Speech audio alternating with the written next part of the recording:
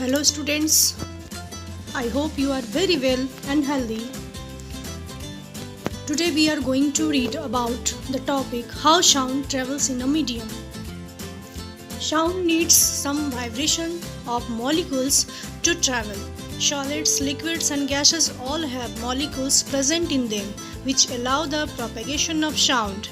These molecules or particles in solids, liquids and gases are packed in varied ways. Solids have tightly packed particles in them and hence they allow fast propagation of sound through them as the vibrations can be carried easily from one particle to another particle. Liquids have slightly loosely packed particles and hence it takes a little time for sound to travel in water or through a liquid.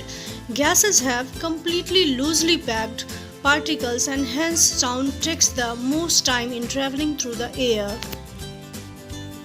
Sound through water travels 4 times faster than through the air.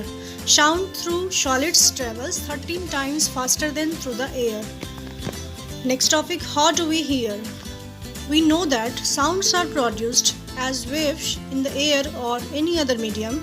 As these sounds waves travel to our ears, they convert them into electrical signals or messages that our brain can understand. Our ears have a special structure that allows this function. There are 3 major parts of the human ear. This is the diagram of human ear. The outer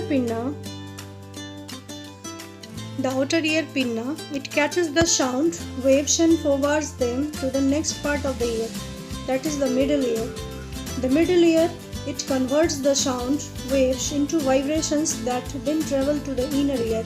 It can do this with the help of the eardrum. The eardrum is a thin rubber-like sheet present in the middle ear.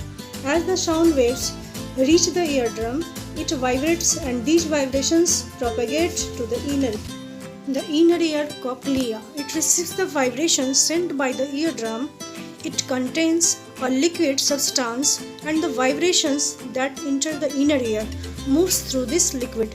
There are tiny hairs present inside the inner ear that turn these vibrations into signals for the brain and pass them to the brain through the hearing nerve. As the brain receives the signal, it interprets the sound. However, this whole process is so quick that we can't notice it.